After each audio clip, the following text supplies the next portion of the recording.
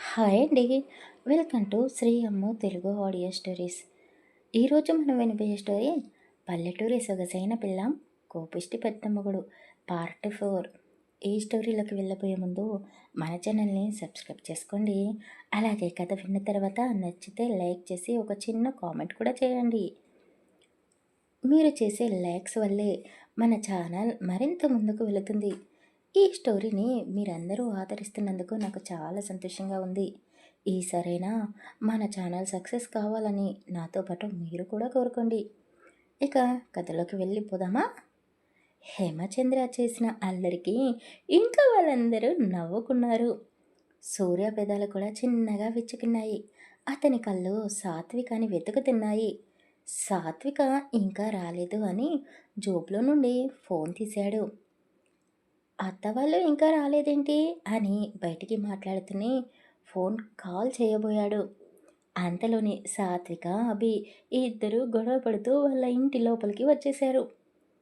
వాళ్ళ వెనకాలే సూర్య వాళ్ళ మేనత్త కామాక్షి తల కొట్టుకుంటూ, అబ్బబ్బా, మీరు పెద్దవాళ్ళు అయిపోయారు, ఇంకా చిన్న పిల్లల్లా గొడవ పడుతూనే ఉన్నారేంటి? అయినా ఇప్పుడు మీ ఇద్దరు మీ ఇంట్లో లేరమ్మా, నా ఇంట్లో ఉన్నారు, నా పుట్టింట్లో. ఆ విషయం గుర్తుపెట్టుకొని కాస్త బుద్ధిగా ఉంటే మీకే మంచిది. లేదంటే మీ ఇద్దరి గురించి మీ నాన్నకి చెప్తే ఎలాగో ఆయన గారు మీకే సపోర్ట్ చేస్తారు, కానీ ఇక్కడ నా పెత్తనం నడుస్తుంది. ఇది నా పుట్టిల్లు కాబట్టి కాస్త చిన్న పిల్లల చేష్టలు మానుకోండి అని కామాక్షి వాళ్ళ అమ్మా నాన్నల మధ్యలో కూర్చుంటూ వాళ్ళ పిల్లలకి వార్నింగ్ ఇచ్చింది. చూడమ్మా, నీ కూతురు ఎలా మాట్లాడుతుందో. నేనంటే అస్సలు ప్రేమే లేదు నీ కూతురికి. ఎప్పుడు వీడి గురించి ఆలోచిస్తుంది అని సాత్విక వాళ్ళ అన్నయ్య వైపు కోపంగా చూస్తూ, నీ మనవడు అభి ఏది అడిగితే అది నిమిషంలో చేసి పెడుతుంది. నేను ఏది అడిగినా అయ్యో, కొంచెం ముందు చెప్పి ఉంటే నీకు ఇష్టం వచ్చిందే చేసేదాన్ని, కానీ ఈ పూటకి అన్నయ్యకి ఇష్టం వచ్చిందే చేశాను. అది చాలా ఎక్కువగా ఉంది, పాడైపోతుంది. మిగిలింది కదా అమ్మా, ఈ పూటకి నువ్వు తినేసేయి అని నన్ను ఎప్పుడు నెగ్లెక్ట్ చేస్తూనే ఉంటుంది అని సాత్విక అన్న మాటలకి వాళ్ళందరూ నవ్వుకుంటున్నారు. అయ్యో, నా బంగారు తల్లి, ఇంత చిన్న విషయానికే పెద్ద పెద్ద మాటలు ఎందుకమ్మా? ఆయన కన్న తల్లికి ఇద్దరు పిల్లలు ఉన్నా, నలుగురు పిల్లలు ఉన్నా సరే అందరి మీద ప్రేమ సమానంగానే చూపిస్తుంది అని రాధమ్మ మనవరాలిని దగ్గరికి తీసుకుంటూ అన్నది. అయినా నువ్వు కూడా ఏంటమ్మా కామాక్షి, ఎప్పుడు కొడుకు అడిగిందే చేసి పెడతావా? అప్పుడప్పుడు కూతురికి ఇష్టం వచ్చింది కూడా కాదనకుండా చేసి పెట్టాలి. అప్పుడే కదా నువ్వు ముసలిదాని అయ్యాక నిన్ను నీ కూతురు చూసుకునేది అని రాధమ్మ నవ్వుతూ అనగానే కామాక్షి వాళ్ళ అమ్మ వైపు చురుగ్గా చూస్తూ, అంటే ఏంటి, అప్పుడే నన్ను ముసలిదాన్ని చేసేస్తున్నావా? అమ్మా, నువ్వు నా కూతురికి వత్తాసు పలకకు. అయినా ఇక్కడ ఇంత పెద్ద సీన్ చేస్తుంది కదా, కానీ నేను ఏమి దీన్ని తక్కువ చేయను. కాస్త ప్రేమ ఎక్కువగానే చూపిస్తాను, కానీ నా ప్రేమ దీనికి అస్సలు అర్థం కాదు. ఈరోజు పిక్నిక్ వెళ్తున్నాం కదా, టైం అయిపోతుంది అని ఇడ్లీ చేశాను అంతే. తండ్రి కూతుళ్ళు ఆ ఇడ్లీలను చూసి ముఖాన్ని ఇంతలావుగా పెట్టేసుకున్నారు. నీ కొడుకుకి ఇష్టమని ఇడ్లీ చేశావు, నాకు ఈ ఇడ్లీ వద్దు అంటూ ఇదిగో ఇలా గొడవ చేస్తూ ఇక్కడికి వచ్చి పడింది అని కామాక్షి కూతురు చేసిన ఇడ్లీ రచ్చ గురించి వాళ్ళందరికీ చెప్పింది.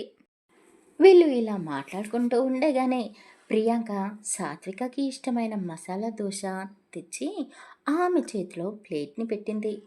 తొందరగా తినేసేయి, లేదంటే పిక్నిక్ క్యాన్సిల్ అవుతుంది అని ప్రియాంక సాత్వికకి చెప్పేసి మెరుస్తున్న కళ్ళతో అభిరామ్ దగ్గరికి వెళ్ళింది. అతని పక్కనే నిలబడి, బావా, నీకు కూడా వేడివేడిగా ఏదైనా తినడానికి తీసుకురానా అని అడిగింది. వద్దు, ఇంట్లో టిఫిన్ చేసే వచ్చాను అని అతను అన్నాడు. వాళ్ళిద్దరూ మామూలుగానే మాట్లాడుకుంటున్నారు, కానీ ఇంట్లో వాళ్ళందరూ వాళ్ళ వైపే చూస్తూ కళ్ళు పెద్దగా చేసి నవ్వుకుంటున్నారు. వాళ్ళు ఎందుకలా నవ్వుకుంటున్నారో ప్రియాంకకు అభికి కూడా తెలుసు. ప్రియాంక వాళ్ళందరి వైపు చూసి సిగ్గుతో వంటగదిలోకి వెళ్ళిపోయింది. పిక్నిక్కి కావాల్సిన సామాన్లు అన్నీ ముందే సర్ది పెట్టి ఉన్నా కూడా మళ్ళీ ఒకసారి చెక్ చేసుకుంటూ ఉంది సిగ్గుతో. కాసేపు అయ్యాక అందరూ కలిసి బస్సులో ఒక చోటకి బయలుదేరి వెళ్ళిపోయారు. ఆ అంతాక్షరి ఆడుకుంటూ కబుర్లు చెప్పుకుంటూ పిక్నిక్ చేసుకోవడానికని చేరిపోయారు. 3 కుటుంబాలు ముచ్చటగా ఒకే చోట సంతోషంగా గడుపుతున్నారు. ఇద్దరు బావమరుదులతో కలిసి మహేంద్ర మందు పట్టి చేసుకుంటున్నాడు. గోపాలకృష్ణ కూడా వారితో కలిసి మందు తాగుతూ ఉన్నాడు. పిల్లలు ఆరుగురు ఆటపాటలాడుతూ చిన్న చిన్న గొడవలు పడుతూనే భలే సరదాగా ఆ సమయాన్ని గడిపేస్తూ ఉన్నారు. మిగిలిన ఆడవాళ్ళు వంట చేసే అతనికి ఏమేమి వంటకాలు వండాలో చెప్పి వాళ్ళు కూడా పిల్లలతో కలిసి చిన్న చిన్న ఆటలు ఎంజాయ్ చేస్తూ ఉన్నారు. అక్కడ కూడా సూర్య వాళ్ళ అమ్మను అస్సలు పట్టించుకోడు. కాస్త చీకటి పడడంతో అందరూ ఇంటికి బయలుదేరిపోయారు. అత్తయ్య, మామయ్య, లేట్ అయిపోయింది కదా, ఈరోజు ఇక్కడే ఉండిపోండి అంటూ వాళ్ళని వెళ్ళనివ్వకుండా ఆపేశాడు సూర్య. కామాక్షి నవ్వుతూ, నేను ఉండేది పక్కనే కదారా, 10 అడుగులు వేస్తే ఇంట్లోకి వెళ్ళిపోతాను, ఈ మాత్రం దానికే లేట్ అయింది అంటూ కహానీలు చెప్తున్నావు ఎందుకురా? సరేలే, నీ సరదాని నేను కాదంటానా, ఈ పూటకి ఈరోజు నైట్ ఇక్కడే ఉంటాను అని చెప్పి కామాక్షి మళ్ళీ వాళ్ళ వదినల ఇద్దరితో కబుర్లు చెప్పుకుంటూ కూర్చుంది. ఇక శ్రీనివాస్ గారు బావమరుదులతో బిజినెస్ విషయాలు మాట్లాడుకుంటూ కూర్చున్నాడు. అందరూ ఒకే చోట ఉంటే ఇల్లంతా భలే సందడిగా ఉంటుంది. సూర్య సాత్వికనే చూస్తూ మనసులోనే మురిసిపోతూ ఉన్నాడు. కానీ అతని మనసులో మాటని మాత్రం ఆమెతో చెప్పడం లేదు. సరదాగా ఆ పిల్లలారుగురు కూర్చొని కబుర్లు చెప్పుకుంటూ ఉన్నారు. అంతలో హేమచంద్రకి ఏదో మెసేజ్ రావడంతో పైకి లేచాడు. అలా వెళ్ళిపోకుండా సాత్విక తలపై ఒక దెబ్బ వేసి, ఏ కోతి, నాకు దాహంగా ఉంది, వాటర్ తీసుకుని రావా అని హేమచంద్ర అన్నాడు. సాత్విక కోపంగా అతని వైపు చూస్తూ, అదేంటి నీ పేరుతో నన్ను పిలుస్తున్నావు అని అన్నది. ఏయ్ సాత్వి, పెద్ద చిన్న తేడా నీకు లేదా? నన్నే కోతి అని పిలుస్తావా? బావా అని మర్యాదగా పిలువవే అని హేమచంద్ర కాస్త కోపంగానే అన్నాడు. వాళ్ళ మాటలు విన్న కామాక్షి సాత్వికని కసిరించింది. అందుకు సాత్విక ఇంకాస్త కోపాన్ని తెచ్చిపెట్టుకుంది ముఖం పైన. బావా అంటే నువ్వు కాదు అంటూ ఆమె కూర్చున్న చోటి నుండి పైకి లేచి సూర్య పక్కన వచ్చి కూర్చుంది. బావా అంటే సూర్య అనే, చిన్నప్పటి నుండి బావని నేను బావా అనే పిలుస్తున్నాను. నేను నిన్ను అస్సలు బావా అని పిలవను అని సాత్విక అందరి ముందే అన్నది. సాత్విక హేమచంద్రాల మధ్య గిల్లి కజ్జాలు ఉండడం మామూలే. వాళ్ళ మధ్య ఉన్న గొడవను ఎవరూ సరిగ్గా పట్టించుకోరు. కానీ సూర్య సాత్విక అన్న మాటలకు మురిసిపోతూ ఉన్నాడు. నేనంటే ఇష్టం, ప్రేమ అన్నీ ఉన్నాయి, కానీ చెప్పలేకపోతుంది నాతో. ఎంతైనా ఆడపిల్ల కదా, ఎలా చెప్తుంది? నేనే ఒక స్టెప్ ముందుకు వేయాలి. ఇక ఆలస్యం చేయకూడదు. అత్తయ్య వాళ్ళతో మాట్లాడి డైరెక్ట్గా పెళ్ళికి ముహూర్తాలు పెట్టించమని చెప్పాలి అని సూర్య మనసులోనే అనుకుంటూ చిన్నగా నవ్వేశాడు. సూర్య పంపుపై పడుకున్న టైంలో కూడా సాత్విక్ అనే అతనికి గుర్తుకు వచ్చింది. అందరి ముందు నా పక్కన కూర్చొని నన్ను మాత్రమే బావా అని పిలుస్తాను అని ఖచ్చితంగా చెప్పింది అంటూ ఈసారి సిగ్గుపడడం అతని వంతు అయ్యింది. వెంటనే కళ్ళు మూసేసుకున్నాడు. కలలోనైనా ఆమెతో తనివి తీరా మాట్లాడొచ్చు అని. ఇక అందరూ ఆ ఇంట్లో నిద్రపోయిన ఒక గంట తర్వాత హేమచంద్ర అందరూ పడుకున్నారు అని తెలుసుకొని వెంటనే ఫోన్ తీసుకొని సాత్వికకి మెసేజ్ చేశాడు. సాత్విక ఫోన్కి మెసేజ్ సౌండ్ రావడంతో ఆమె ఆ మెసేజ్ని ఓపెన్ చేసి చూసింది. చిన్నగా నవ్వుకుంటూ చందు దగ్గరికి వచ్చింది. చందును చూడగానే నవ్వుని దాచేసుకొని సీరియస్గా ఫేస్ని పెట్టుకొని అతని పక్కన వచ్చి కూర్చుంది. ఇప్పుడు సాత్విక అలిగింది. హేమచంద్ర సాత్విక గడ్డాన్ని పట్టుకొని సారీరా బంగారం అని బతిమాలుతూ ఉన్నాడు. నీ సారీలు పూరీలు నాకేమీ వద్దు. అందరి ముందు నన్ను ఎగతాళి చేసి నా మీద కోపాన్ని చూపిస్తావు. ఇప్పుడు చాటుగా వచ్చి సారీ చెప్తున్నావు. రేపు పెళ్ళయ్యాక కూడా ఇలాగే చేస్తావేమో. నువ్వు వద్దు, నీ ప్రేమ వద్దు, నీతో నాకు పెళ్ళి వద్దు బాబు అని సాత్విక కాస్త కోపంగా అనేసరికి హేమచంద్ర సాత్వికని చుట్టేశాడు. ఆమెని అతని కౌగిలితో బంధించేశాడు. ఎందుకే అలా మాట్లాడుతున్నావు? నువ్వు ఇలా తిక్క తిక్కగా మాట్లాడితే నేను ఇప్పుడే అందరిని లేపి మన ప్రేమ గురించి చెప్పేస్తాను. 2 రోజుల్లో నీకు నాకు పెళ్లి జరిపించేస్తారు మన పెద్దవాళ్ళు. అయినా నిన్ను నేను కాక ఇంకెవరు ఆట పట్టిస్తారే? రేపు మన పెళ్ళైన తర్వాత నువ్వు నా బెల్లమైపోతావు. నేను మొగుడి ప్లేస్‌లోకి వెళ్ళిపోతాను. మన మధ్య ఇలాంటి చిన్న చిన్న సరదాలు ఉండాలి. ఒక్కసారి మనం పెళ్లి బంధంలో ముడిపడిపోయిన తర్వాత ఇల్లు, పెళ్ళాం, పిల్లలు అంటే అన్ని బాధ్యతలు మన నెత్తిన వచ్చి పడతాయి. ఇప్పుడు కాకపోతే ఇంకెప్పుడు ఎంజాయ్ చేస్తాము అంటూ అతను సాత్వికాని కౌగిలించుకొని బుగ్గపై ముద్దు పెట్టుకున్నాడు. ఆమె మెడ వంపుల్లో ముద్దు పెట్టాడు. అతను పెడుతున్న ముద్దుని సాత్విక కళ్ళు మూసుకొని ఆస్వాదిస్తూ ఉంది. అంతలోనే ఆమెకు ఇంట్లో వాళ్ళందరూ గుర్తుకు రావడంతో హేమచంద్రని చేతులతో పక్కకి తొప్పేసింది. కబుర్లు చెప్పడం మీ దగ్గర నుంచే నేర్చుకోవాలి. ఓ ఇలా నా మీద మీద పడి తొందరపడకు. నన్ను టెన్షన్ పెట్టమాకు. ఇంట్లో నీకంటే పెద్దవాడు సూర్యబాబుకి పెళ్లి కాకుండా మన పెళ్లి గురించి అందరికీ చెప్పేస్తే వాళ్ళు బాజా భజంత్రులతో మన పెళ్లి చేయరు. ముందు మనకి 4 చివాట్లు పెడతారు. ఈ సంవత్సరం అయిపోతే నా చదువు కంప్లీట్ అవుతుంది కదా! ఆలోగా బావకి కూడా పెళ్లి సెట్ అయిపోతుంది. అప్పటి వరకు ఈ ముద్ది మురిపాలు తగ్గించుకుంటే బావుంటుంది అని సాత్విక హేమచంద్రతో అన్నది. ఆమె చెప్పిన మాటలకి హేమచంద్ర డల్‌గా ఫేస్ పెట్టుకొని, సరేలే అని ఆమె చేతిని అతని చేతి వేళ్ళలో బంధించి ఆమె పక్కనే కూర్చున్నాడు. సాత్విక, హేమచంద్ర వయసుకు వచ్చినప్పటి నుండే ఇద్దరూ గాఢంగా ప్రేమించుకుంటున్నారు. సూర్యకి వాళ్ళింట్లో పెద్దవాళ్ళకి తప్ప మిగిలిన ప్రీతిమ, ప్రియాంక, అభిరామ్‌కి కూడా వీళ్ళ ప్రేమ విషయం తెలుసు. సాత్విక సూర్య దగ్గర ఒక మేనత్త కూతురిలా, మరదలులాగా సరదాగా ఉంటుంది. అతను ఎక్కువగా ఎవరితో కలిసిపోడు సూర్య.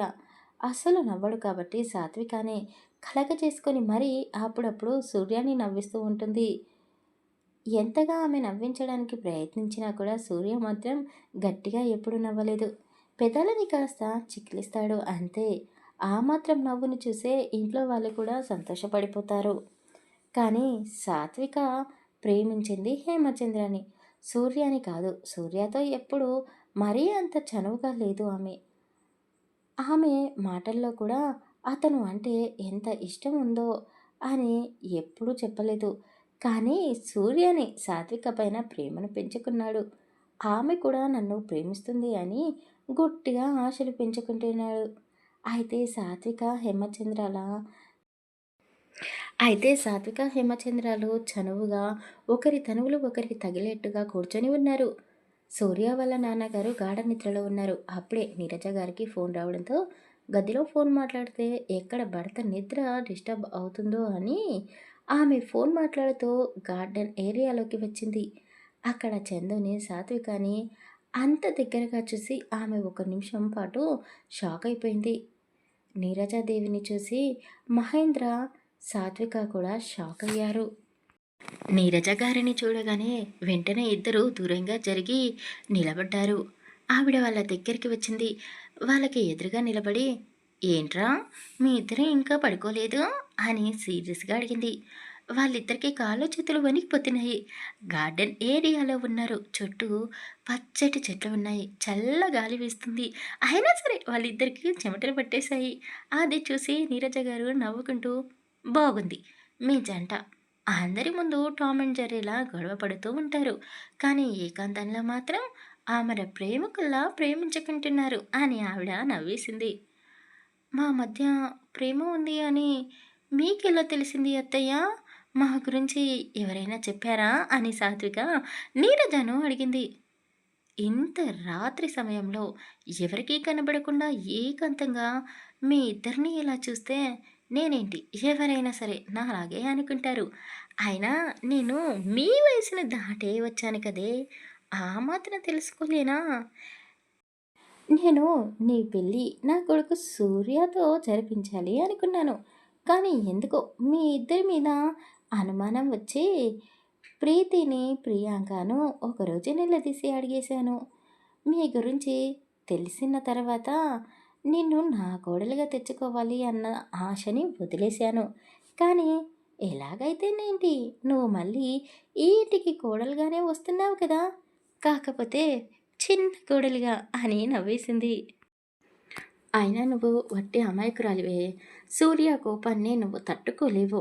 నీ మనసు ఎలాంటిదో నాకు బాగా తెలుసు. వాడికి కాబోయే పెళ్ళాం ఎక్కడ పుట్టిందో, ఏ ఊరిలో ఉందో అని నీరజ కాస్త నిట్టూర్పు విడిచింది. సాత్విక తల నిమురుతూ హేమచంద్రని ఒక దెబ్బ వేస్తూ కళ్ళు మూసుకొని పిల్లి పాలు తాగితే ఎవరూ నన్ను చూడడం లేదు అనుకుంటుందంట. మీ పరిస్థితి కూడా అలాగే ఉంది. ఇక సూర్య పెళ్లి గురించి లేట్ చేయను. తొందరగా వాడికి పెళ్లి చేస్తాను. వాడి గురించి ఆలోచించే కదా మీరు మీ ప్రేమ విషయం ఇంట్లో ఎవ్వరికీ చెప్పడం లేదు. ఇక మీ గురించి సూర్య గురించి నేను చూసుకుంటానులే. ఇప్పటికే చాలా లేట్ అయిపోయింది. వెళ్ళి పడుకోండి అని ఆవిడ చెప్పడంతో ఇద్దరు ఒకరి కళ్ళల్లోకి ఒకరు చూసుకుంటూనే బాయ్ అని చెప్పేసి ఎవరి గదిలోకి వాళ్ళు వెళ్ళిపోయారు. ఒక నెల గడిచిపోయిన తర్వాత సాత్విక సూర్యల ప్రేమ గురించి ఇంట్లో వాళ్ళందరికీ తెలిసిపోయింది. ఒక్క సూర్యకి తప్ప. కానీ సూర్య మాత్రం సాత్వికనే ప్రేమిస్తున్నాడు, ఆరాధిస్తున్నాడు. ఒకరోజు నైట్ సూర్య బాగా ఆలోచించుకున్నాడు. తెల్లవారితే అతని బర్త్డే. ఆ రోజు నైట్ 12 గంటల సమయంలో కామాక్షి అత్త, శ్రీనివాస్ మామయ్య, సాత్విక, అభి వీళ్ళు నలుగురు కూడా సూర్య ఇంటికి వచ్చారు. అందరూ కలిసి సరిగ్గా 12 గంటల సమయంలో సూర్యని నిద్రలేపి బర్త్డే విషెస్ చెప్పారు. సూర్యకి అతని బర్త్డేని సెలబ్రేట్ చేసుకోవడం అస్సలు నచ్చదు. కానీ సాత్విక పట్టుపట్టి అతని కోసం సర్ప్రైజ్ ప్లాన్ చేసింది అని ఇంట్లో వాళ్ళు చెప్పడంతో అతను చాలా సంతోషపడిపోయాడు. నా కోసం ఎంతగానో ఆలోచిస్తుంది. ఇక ఆలస్యం చేయకూడదు. ఇంట్లో వాళ్ళందరికీ చెప్పేసి వెంటనే పెళ్లి చేసుకోవాలి తనని అని ఆ మనసులోనే అనుకున్నాడు. అందరూ హాల్లోనే ఉన్నారు. టైం మిడ్‌నైట్ 2 కావస్తుంది. అయినా సరే వాళ్ళ కబుర్లు అయిపోవడమే లేదు. ఇక సాత్విక ఆలోచనలో సతమతం అవుతున్న సూర్య మొదటిసారి వాళ్ళ అమ్మ నీరజ దగ్గరికి వచ్చి నిలబడ్డాడు. మీతో కొంచెం మాట్లాడాలి. కాస్త పక్కకి వస్తారా అని అందరి ముందే అడిగేసరికి ఇంట్లో వాళ్ళందరూ ఏదో కరెంట్ షాక్ తగిలినట్టుగా అలా ఫ్రీజ్ అయిపోయారు. ఎప్పుడూ తల్లితో మాట్లాడని సూర్య మొదటిసారి ఆమెతో మాట్లాడాడు. అమ్మ అని పిలవకపోయినా సరే కనీసం నాతో ఏదో అవసరం పడి మాట్లాడుతున్నాడు. ఈ తృప్తి చాలు అని నీరసదేవి తెగ మురిసిపోతూ ఉంది. సూర్య వాళ్ళ ఆ అమ్మని తీసుకొని అతని గదిలోకి వెళ్ళాడు. నీరజాదేవి గారు ఎంతగానో మురిసిపోతూ ఉన్నారు. ఏంటో చెప్పు నాన్నా అని ప్రేమగా అడిగింది. అతను ఆమె మాటలు పట్టించుకోకుండా ఆమె వైపు చూడకుండానే కబోర్డ్లో ఉన్న ఫైల్స్ని చేతిలోకి తీసుకొని వాటిని అటు ఇటు తిరిగేస్తూ ఉన్నాడు. అసలు నేనెందుకు ఇలా చేశాను? తనని ఇక్కడికెందుకు తీసుకుని వచ్చాను? నాన్న ఉన్నాడు కదా! నాన్నకి నా ప్రేమ విషయం చెప్తే నాకు స్వయంగా పెళ్లి ఏర్పాట్లు జరిపించి సాత్వికని నా సొంతం చేసేవాడు. ఎందుకు ఈవిడని నేను పిలిచాను అని సూర్య మనసులోనే తనని తానే తిట్టుకుంటూ గట్టిగా ఊపిరి పీల్చుకున్నాడు. చాలా కోపం మాటల్లో గంభీరత్వాన్ని నింపుకొని నీకు నీకు ఇల్లు పట్టించుకోవడం తెలీదు. కన్న కొడుకుని పట్టించుకోవడం కూడా తెలీదు. కనీసం వాడి వయసుకు వచ్చాడు, పెళ్లి చేద్దామన్న ఆలోచన కూడా నీకు రాలేదు. ఇప్పుడైనా కామాక్షి అత్తయ్య, శ్రీనివాస్ మామయ్యతో మాట్లాడి నీ తల్లి హోదానికి న్యాయం జరిపించుకో అని సూర్య చెప్పడంతో ఆమెకు అతను మాట్లాడే భాష అర్థం కాలేదు. నువ్వు ఏం చెప్పాలనుకుంటున్నావో కాస్త క్లియర్గా చెప్పరా అని ఆమె మళ్ళీ అడిగింది. నీకు నేను అర్థం కాను, నా భాష అర్థం కాదు. నువ్వేం తల్లివో ఏమో అని అతను కోపంగా అన్నాడు. ఆమె కళ్ళు వర్షిస్తూ ఉన్నాయి అతని మాటలకు. అయినా సరే అతను అవేమీ పట్టించుకోకుండా నేను చాలా బిజీగా ఉంటాను. సాత్వికాని ప్రేమిస్తున్నాను. పెళ్లి చేసుకోవాలనుకుంటున్నాను. ఇంకో నెల రోజుల టైం ఉంది. కానీ 15 రోజుల తర్వాత నేను చాలా బిజీ అయిపోతాను. నాకు సాత్వికకి ఈ 15 రోజుల్లోగా సాత్వికకు పెళ్లి జరిపించండి. వెళ్ళి వాళ్ళతో మాట్లాడు అని చెప్పాడు. నీరజ నోరు పడిపోయింది. అసలు ఏం మాట్లాడాలో కూడా ఆమెకు అర్థం కావడం లేదు. ఆమెకు సాత్విక, హేమచంద్ర ప్రేమించుకుంటున్నారు అని ఎలా చెప్పాలో అర్థం కాక అతని వైపే అలా చూస్తూ ఉంది. ఏంటి మాట్లాడడం లేదు? ఓహో! నీ దగ్గరికి నేనే కావాలని వచ్చాను కదా! చులకన అయిపోయినట్టున్నాను అని కోపంగా అన్నాడు. అది కాదురా, సాత్వికని వదిలేసేయి. మరో అమ్మాయిని నీకు భార్యగా తెస్తాను. అందంగా ఉంటుంది. అలాంటి అమ్మాయిను నీకు భార్యగా తెస్తాను అని నీరజ అన్నది. ఆమె మాట పూర్తి కాకముందే అతను చాలా కోపంగా వాళ్ళ అమ్మ వైపు చూశాడు. అతన్ని కదిలిస్తే ప్రళయం జరగవచ్చు అని నీరజాదేవి గారు ఏమీ మాట్లాడకుండా మౌనంగా ఉండిపోయింది.